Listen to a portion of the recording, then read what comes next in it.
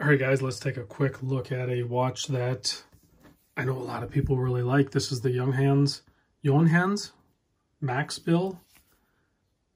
There's a bunch of different models, right? So this one's called the 041/4462.00. So that is the model number. If you look on the case back, it actually is labeled. That is the part number. This is the number 1398, signed Max Bill. Junghans, Germany. You can see this is definitely a dress watch or a dress style watch, whatever you want to call it. It's a Bauhaus design sort of thing.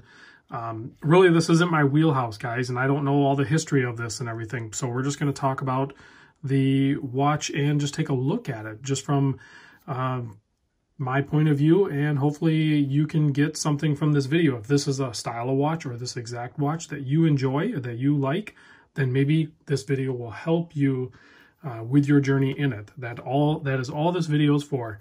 I never claim to be an expert or anything like that. And I know that triggers people when I take my finger and wipe off little pieces of fleck off the crystal, but it bothers me and I think it might bother you.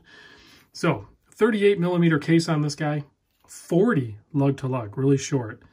Just, I mean, if you look at it, the metal parts of this watch, the plexi crystal, that's a plexiglass crystal, actually looks bigger than the watch itself.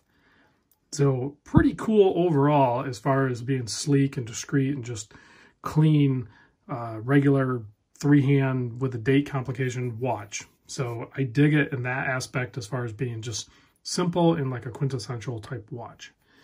So only 8.3mm thick, but that's including that plexiglass, which is, like I said, it seems like it's a life of its own. It's actually larger than the metal parts of the watch almost. 20mm lug width, so you could put it on whatever strap you wanted to. But this strap that it comes on is perfect for this watch. I couldn't imagine changing it to anything else. This strap belongs on this watch belongs on this strap. So big thanks to Adam over at 1010 Talk for sending this over. This was his personal watch, and he works in a professional office environment, so I can 100% see Adam wearing this watch, going to work and, you know, going out or doing whatever he does. This is perfect for that type of environment, I think. 4mm crown, if you care about that. It is the right size for this style watch, I believe. And you can see it is, I mean, look at that dial. It's like a anthracite gray with a little bit of sunburst going on to it. When I looked at the website, I'll put a link in the description down below for you to check out. They're mostly like white or off-white dials, so it was kind of nice to see some darker dials like this. Beautifully polished handset, very clean and discreet.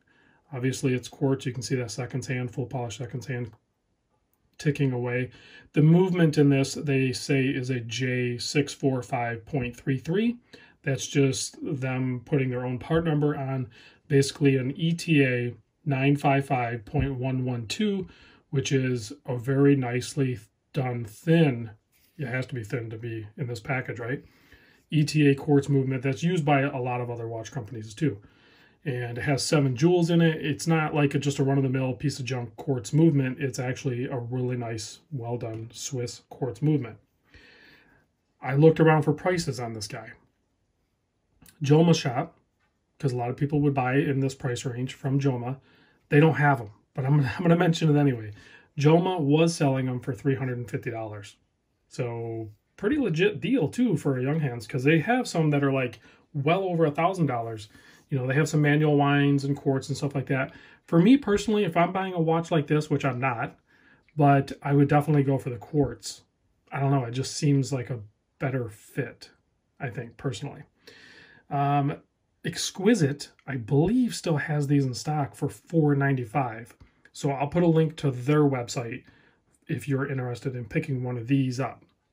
Because this one, Adam sent it in for me to like help him out with it, but this one's already going to have a new owner. 30-meter water resist on this. So again, this is an office watch. This is not, I wouldn't even call it a sports watch per se. So, and I'm not even going to do the loom, because the loom is going to be very slim and not very strong, and it's just going to be on those pips, you know, the double up top, the 369, and then on the hour and minute hand, it's just not going to pick up on camera very good.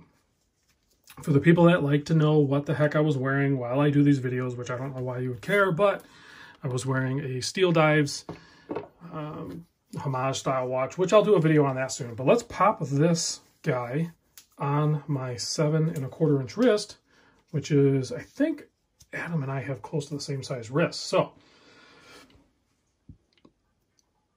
I don't know, it looks so weird to me on my wrist. I'm so used to wearing like 40, 42, 43, 44 millimeter divers, right? So when I put on this 38 by 40, more of a casual dress office type wear watch, which is super comfortable on wrist. Like, I get why people wear these in that type of environment. But it looks funny to me.